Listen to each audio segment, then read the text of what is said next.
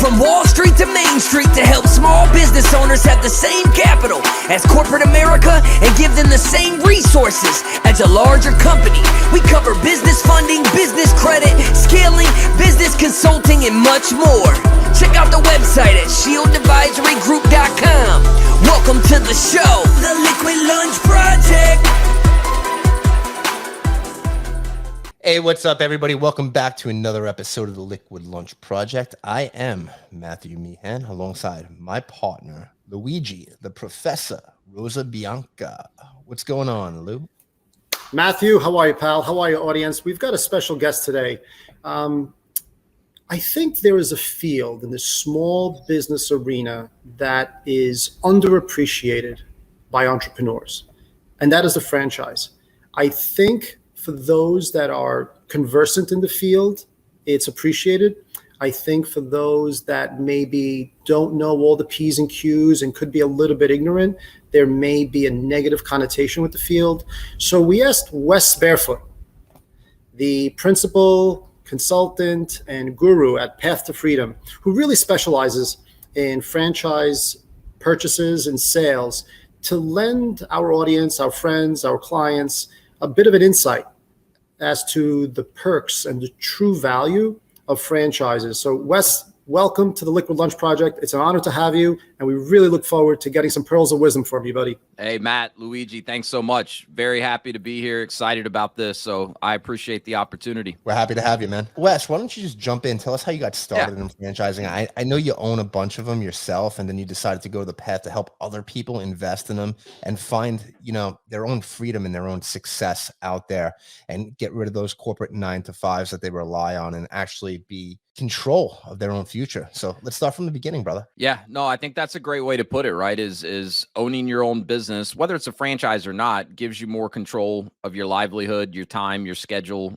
All that really boils down to freedom, right? And Luigi, I think you're exactly right that the majority of people out there, especially if they're considering entrepreneurship, franchising is underappreciated, and there's not as much knowledge kind of in the mainstream about it. And so that's part of my goal, because as you said, Matt, my wife and I own franchises across a couple of different brands. We operate in 2 different states currently, and owning franchises has had a massive positive impact on our lives. And not only from a financial resources standpoint, but it has given us far more control of our time, of our schedules, of our livelihood.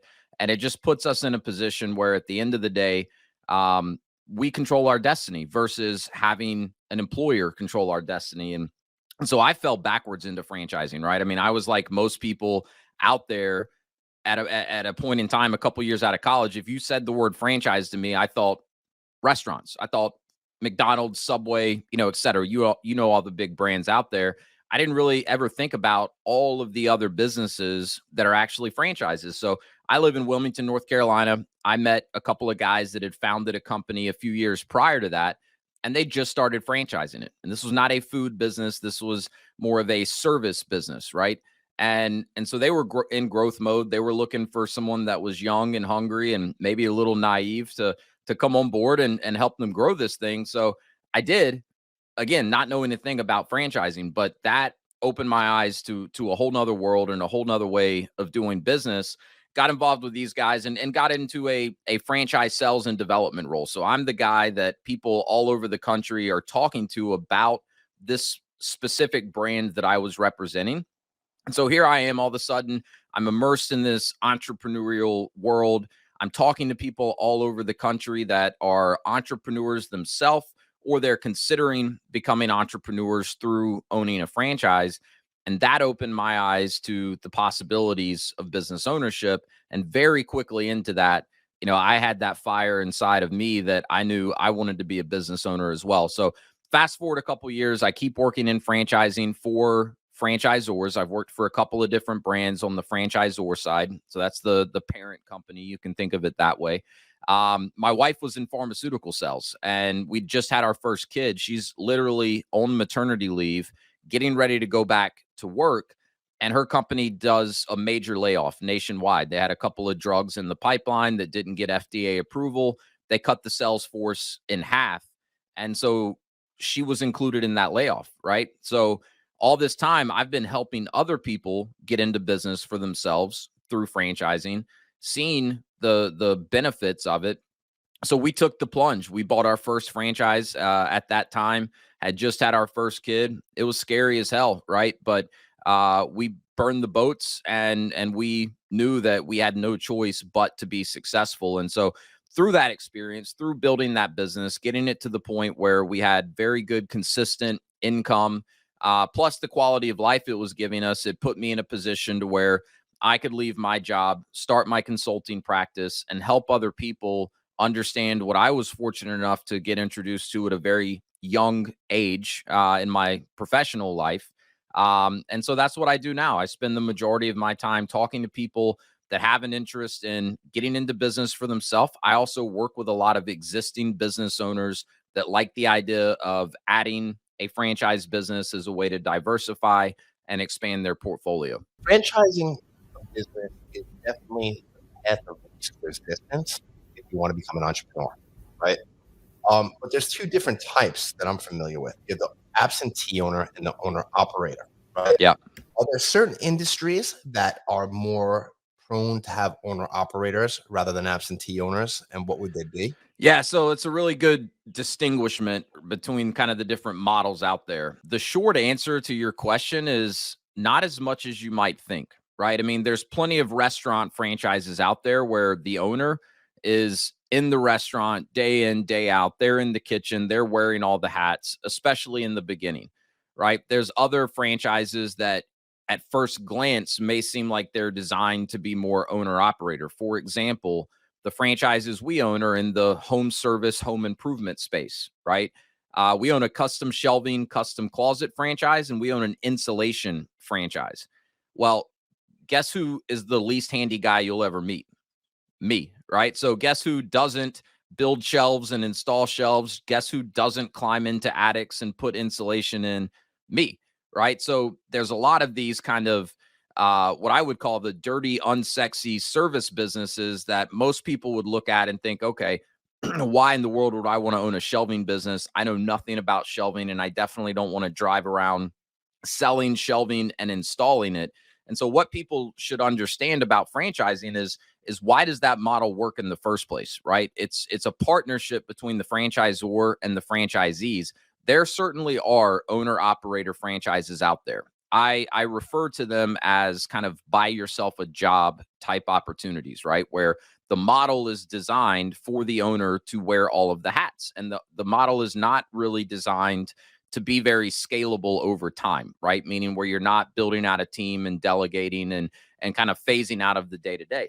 But the vast majority of franchise opportunities out there are designed to be scalable. And it comes back to the economics of how franchising works.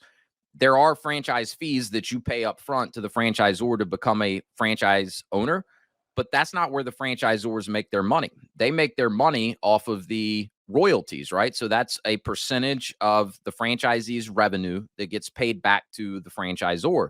And so in order for franchisors to make money and to have a sustainable business model, they have to have happy, profitable franchisees that are continuing to grow their business over a long period of time. And the way to do that is to have a scalable business model. So the vast majority of franchisors out there are not looking for their franchise owners to be the guy or the gal out on the front lines, selling the product or providing the service, whatever the business is. There's exceptions to that, but that's kind of the general premise behind franchising and why it works and why it's been a business model for such a long time. So Wes, let me ask you, what's your rebuttal on someone that says, well, franchises are only set up to make the franchisor money? What's the counter argument to that? Well, number one, I could show you some of our P&Ls, and that would disprove that pretty quickly because we do very well in our franchise businesses. But here's the deal. Going back to what I just said, franchisors only grow their business and have a sustainable business if they have happy, profitable franchisees. Because one of the key parts of investigating a franchise is talking to other owners that are already in the business. And so if you've got franchise owners that are not making money, and they're not happy and they don't feel like they're getting enough support or enough value from their franchisor to justify the fees they paid up front, the fees they pay on an ongoing basis, they're going to tell you that. They're not going to hide it. They have no reason to. And so it's very difficult for franchisors to continue growing their business and to continue adding franchisees if the franchisees already in aren't making any money. And like anything in life, there's exceptions. There's bad apples, right? There's thousands of franchise opportunities across the US today.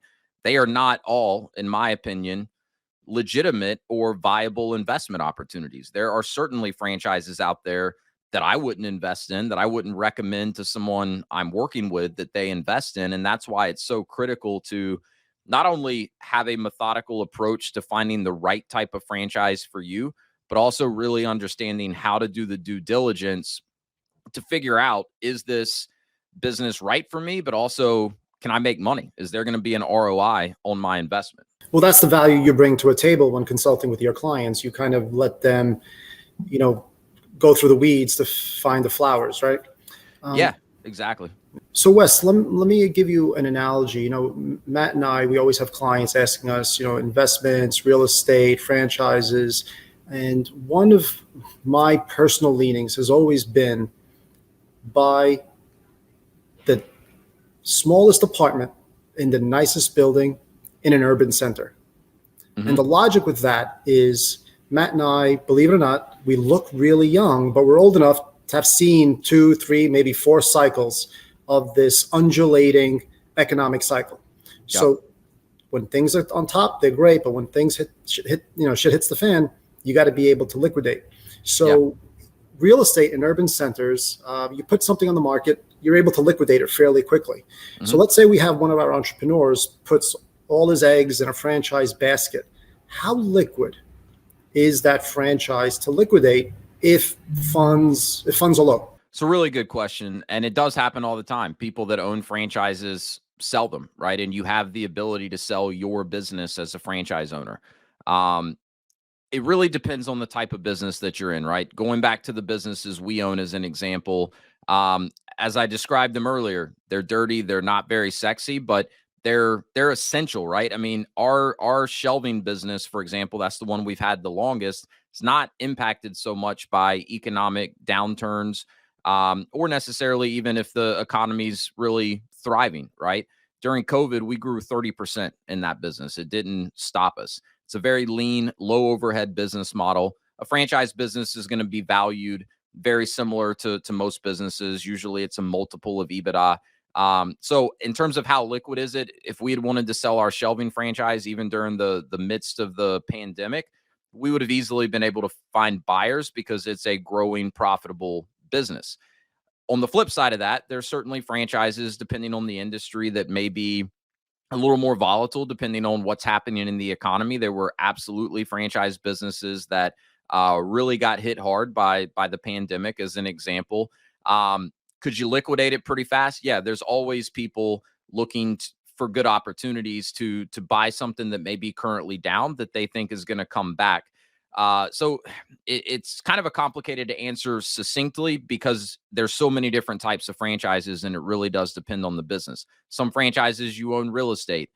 Some franchises, you have a lot of equipment or inventory or vehicles. Those are things that you could liquidate if you were in a pinch and absolutely had to. So I don't know how good that answers the question, but it really does vary depending on the type of business you're in. It's a brilliant answer. And Wes, I have to geek out on you for a while because Matt loves to call me the professor, right? So I've got to kind of go on my little monologue. So the franchise model started out in the Middle Ages, right? Yeah. The tax had the king had a huge kingdom, and he couldn't possibly collect taxes from everyone. So he'd give out franchises to tax collectors to go out, collect taxes from everyone, and then we'll share the vig, right? I'll give you a piece of the spoils. Okay? Yeah, exactly. So that's where franchises started. Where do you see franchises, like who's doing something that is really on the cutting edge of either technology or on an operational level? Like where's the future of franchise? I mean, we see a lot of these cumbersome, really antiquated models, but like Give us some examples of some real cutting edge franchises today. Yeah, I mean, do you want me to like name some specific brands? Yeah, please. Like anything that would educate our audience, we'd be really appreciative. So here's what I'll do. I'll give you kind of some categories of businesses I think are kind of on the cutting edge, and also just some trends that you're seeing in franchising that are going to impact the future of franchising. And then I'll give you some specific brands that I'm very familiar with that I think are very cutting edge as we speak right now. One thing. Wait. I got to grab a pen. Hold on. Okay. We can talk later if you want even more specifics, but the industry, I mean, a lot of people might look at, again, say the home service or the home improvement industry and think that's antiquated, right? I mean, there's only so many ways to paint a house or, take care of a yard or the landscaping or kill mosquitoes. The fact of the matter is the good franchisors and these types of businesses, regardless of the industry and how long, their service has been around, they're finding cutting edge ways to keep growing the business and to give their franchise owners an edge. So technology is a key factor in any of these franchises, whether the service or the product itself is technology based, right? So the good franchisors are using technology to help their franchisees get in front of the right clients, to help their franchisees streamline the day-to-day operations of the business. One thing I love about service-based franchises is that you're typically competing with very unsophisticated business owners. So in a good service-based franchise, the owner is in a position to work on the business instead of in the business, and they can really focus on growth. Whereas most of your competitors are not business minded. They, maybe they did shelving for 15 years for someone else and finally got fed up and say, you know what, I'm going to do my own business, but they're not thinking about how are they going to grow this thing 5, 10, 15 years down the road. So that's one thing. Regardless of industry, the good franchisors that are going to keep growing, they're very focused on cutting edge, additions to their current business model. The other trend you're seeing in franchising, and I think this ties into the question, is you're seeing more and more consolidation, which I think can be a very good thing. This is something I look closely at, as I'm guiding people through the process I use. You're seeing more and more parent companies, right? Where, for example, one of the brands we own was acquired last year by a company called Neighborly.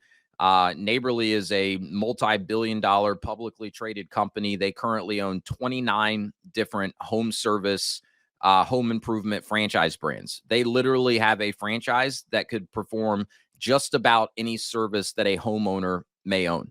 So why is that important? For me, owning a shelving business, I've now got probably 10 other franchise owners that are part of this Neighborly umbrella that operate in my market. We've got synergies. We can co-op on marketing. We can refer business back and forth. There's a lot of things that having a multi-billion-dollar company behind my individual franchise can benefit me as a franchise owner. Also very beneficial when we get ready to sell, right? Let me jump in there for a second. So when Neighborly bought out these franchises, they bought out the franchisor, right? Mm-hmm. And the franchisees are still independently run? Yes. Or were they buying out the franchisees as well? Nope, the franchisor. Okay. Yeah. So as far as a franchisee, nothing really changed from the day to day. There's really no negative impact. Any impact is all going to be positive because, the shelving company we own was standalone. There was like 8 guys that owned the company. Now it's owned by a multi-billion-dollar company, and we've got 28 sister brands, if you want to think of it that way. There's also a lot of shared learning and best practices that Neighborly can teach to all of these brands. And so you're seeing that in fitness, you're seeing that in health and wellness. It's been happening in the food sector of franchising for years. You're going to see more of it. And because of this, private equity has gotten very, very active in franchising, both acquiring franchisors, but also acquiring franchisees, typically franchisees that own multiple units of the same brand or multiple units of both brands or a combination of that. So in terms of specific brands, I'm just going to give you a couple right off the top of my head. Very cool brand that came out of Ireland and the UK. They've been franchising over there for a long time. It's called No H2O. They're waterless mobile car washing, right? We all know washing cars has been around for a long time. It can be a very lucrative business.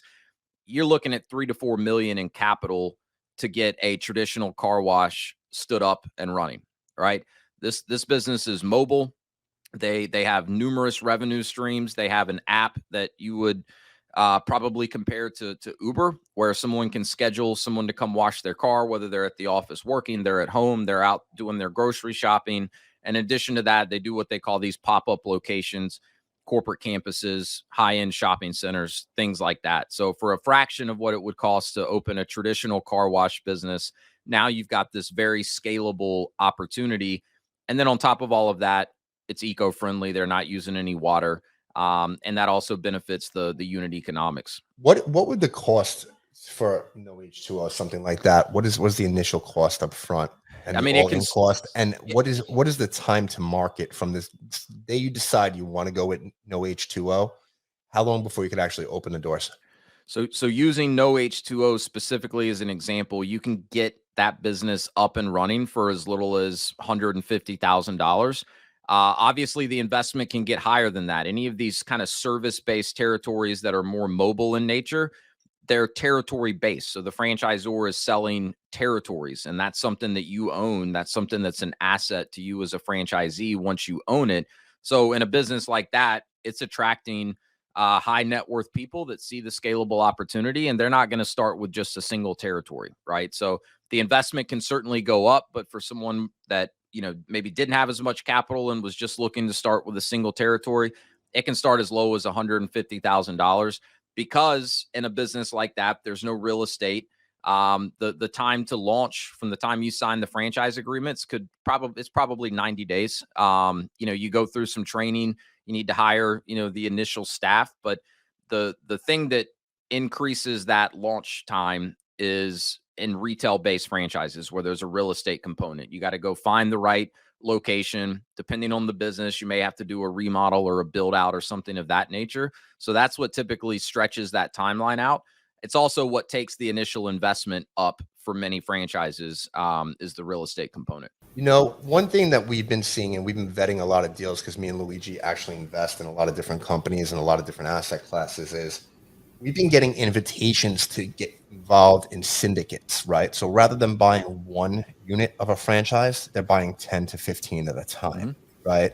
And we own a part of 10 to 15 because, like any type of investment, diversification is everything, especially when it's location based, right? Because if you have one unit that's underperforming, the other 14 will hold it up. Have you been seeing that on your end as well? This seems to be a new trend to me. I've definitely been seeing it. It's not my specialty. Most of the people that I'm working with are individuals, husband and wives, or existing business owners, as I mentioned earlier. It happens very often in the food sector within franchising. And that's part of the reason I don't specialize in food franchises. I work with very few of them. The investments tend to be very high, and the unit level economics are not as attractive as so many of the other franchises out there, right? So typically what you see in food within franchising is these syndicates or private equity or these big investment groups get together, they raise the capital, they're buying, at least 10, 15, 20 units. Sometimes, they're mixing up the brands that they're starting with. Could be a combination of new locations and existing locations. But in order to see an ROI in those types of businesses, you typically need some scale, and you need it from day one. So that's where it's most common. But yeah, it's starting to happen more in some of the other sectors as well, fitness in particularly. There's some of this consolidation happening in the fitness sector, and particularly what I call boutique fitness, where you have specialized modalities. Think yoga, think Pilates, think cycling. So you've got some very large parent companies that own, numerous of these brands across all these different modalities. They're attracting syndicates, big investment groups, and they're starting with 10, 15, 20 units. Could be one of the brands, could be multiple of the brands. So for someone looking to invest more passively, that can be very attractive, because some of these franchise business models are definitely better suited for a passive investment versus, something where you as the owner are going to have to be, at least somewhat involved. And that could be as involved as just, hiring a manager and managing that manager. So you're not necessarily in it day to day, but what you're describing, Matt, that's that's where I would be looking if I, had a lot of capital and was looking for something much more passive as an alternative to real estate or the market or what have you. Wes, let's get political a bit. How have you seen this new trend in higher minimum wages affect franchises as a whole, and then also your clients, and whether it's positive, negative, indifferent? Just give us your insights there, because we're seeing a lot of pushback from our clients. Yeah, it's something that's on a lot of people's mind, that combined with everything you're hearing in the news right now about how difficult it is to find employees. It's probably stopped some people. The people I've been working with over the last 6 to 12 months, most of them, it hasn't held them back if they find the right franchise that they think is a good fit for them, because they know where there's a will, there's a way. If I owned restaurants, I'd be more concerned about the higher minimum wage. So I do think it kind of depends on the type of business that you're in. Some of these franchises out there, you don't even have to have W-2 employees. It's 1099. And so it's commission based. Some of these franchises, to get the right people that you need for the roles you need to hire for, you're paying more than minimum wage anyway. So it's not as much of an issue, but I think it is a challenge for some of the franchise businesses that rely on, these kind of entry level hourly employees where, maybe they are starting at whatever the minimum wage is. So I think it really just kind of depends, but that's something I talk about with everyone I'm working with. We spend a lot of time together talking through, what do you want to accomplish through owning a franchise? What's the right business model? What do you envision your role as the owner being, before we ever talk about any specific brands? So we talk about things like, how do you feel about recruiting and managing a team? And what type of employees would you prefer to have on your team? And so once I go through that process with someone, it puts me in a position to introduce them to brands that are much more likely to be in alignment with what they're looking for. So I would say to anyone looking at a franchise right now, you should be aware of what's going on, across the economy, including minimum wage, including challenges hiring people. And that should be a factor in what franchise you decide to invest in. Wes, you've given us some great pearls of wisdom today, so we really appreciate it. But now, little focus on you. You've developed a nice business model, you have a nice career, you've got a great portfolio of franchises, and now you're helping others. What's the next step for the Barefoot Empire? Yeah, something I think about a lot. Owning franchises, continuing to invest in franchises is definitely part of that picture. Right now, we have 2 brands. These are service-based franchises. So again, territory-based. So across those 2 brands, it's 8 different territories. Over the next 10 years, we plan to add 3 to 5 new brands. Our particular strategy, again, keeping in mind these are service-based franchises, is to go deep instead of wide, right? So we're in Wilmington, North Carolina. We're also in Myrtle Beach, South Carolina. We've got a great network. We've got a great reputation as business owners. We're going to keep stacking complementary businesses that focus on this market that we're already in, versus continuing to buy more territories for the same brands we already own and kind of going wide that way. So, I see us adding 3 up to 5 brands over the next 10 years. The way we have it structured is we've got teams in place that run the day-to-day, leaves us in a position to focus on big picture, work on the business, not in it. It's what allows me to spend the vast majority of my working time in my consulting business. So we'll keep doing that for sure. It's a big part of our growth strategy.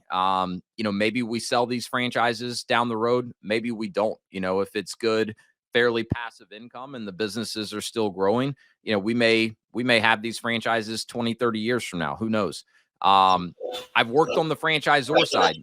I like the idea of finding a unique concept and leading the charge franchising that business. All the experience I've had over the years, I think, puts me in a position where I would enjoy, but also know how to build a franchise organization from the ground up and be a franchisor. And if I'm being completely honest, the play with that would be build it for 7, 8, 10 years and hopefully build it to the point where private equity comes knocking and they want to buy the whole thing. And as I mentioned earlier, it's happening all the time. Yeah, that's definitely happening everywhere. I'm seeing it too. It's the syndicates that I were talking about. That is their game plan: to buy as many as they can and then sell it off within 5 to 10 years to a private equity group once they get to 100. Right. Yep. Hey, Wes, I really appreciate you being here, man. We want to be, I know you're busy, so we're not going to keep you too much longer, but can you let everybody know where they could find you, how they can get in touch with you if they have any questions? Yeah, I'd be happy to. Best way to get in touch with me, I'm pretty active on LinkedIn. So just Wes Barefoot on LinkedIn. I have a website. It's path, the number 2, FRDM.com. I also host a podcast, and we were chatting before we started recording. I'm going to get Matt and Luigi to come on my show and share some of your knowledge with my audience. So that's just the path, number 2, freedom podcast. That's on all the major podcast platforms. So on my website, I've got a bunch of good resources on the podcast. We talk a lot about franchising. It's not exclusively about franchising. My goal is just to have successful entrepreneurs come on and share their advice with existing small business owners and aspiring entrepreneurs. There's a lot of great ways to get into business for yourself, to create multiple income streams, to create that freedom that we're all looking for in our lives. Franchising for the right person with the right franchise is a great way to do it. Certainly not the only way to do it, though. So I'd like to think the podcast is a very educational platform that does not center solely around franchising, but there's certainly plenty of franchising information shared on that platform. So those are probably the best ways to connect with me. Definitely check out the podcast on the website. You can send a form if you want to have a conversation. The other thing I should mention, I guess, is my consulting services are completely free to the people that I work with, right? And I realize that for most people, especially if they haven't spent time researching franchises in the past, starting the process with me is very exploratory. And so my goal is simply to educate people, help them understand the benefits of getting into the right franchise, help them understand how to find the right franchise for them, and then guide them through the due diligence process. And a lot of the people that I start the process with don't go on to buy a franchise, or they don't go on to buy a franchise then. The timing's not right. I always look at it as time well spent, as long as I'm talking to someone that has a genuine interest in learning more about how it works. Thanks so much, Wes. We really appreciate you being here, man, spending time and educating the audience. I think everybody and every one of these listeners got a lot of value today. Guys, go out there, check out Wes. Check out his podcast, Path to Freedom, and hit him up if you have any questions on franchising. Hey, Wes, last question before I let you go. One question for you. This is a personal question. Sure. What does success mean to you? To me, success means enjoying every aspect of my life, right? Obviously, business plays a big part in that, but for me, it's family, it's freedom, and it's just being able to wake up every day and work on the things that I want to work on, and not be beholden to someone else. And that includes having the time to really enjoy my family, enjoy the things that we like to do outside of work. We work very hard, but we do it for the specific reason of making sure that we don't have to work for someone else. I love that, man. Thank you so much for being here. Everybody, that's a wrap, and we'll see you on the next episode of the Liquid Lunch Project. Thank you, guys. Thank you for listening to the show. And make sure you subscribe, leave a review, and share it with a friend. We'll see you on the next episode of the Liquid Lunch Project.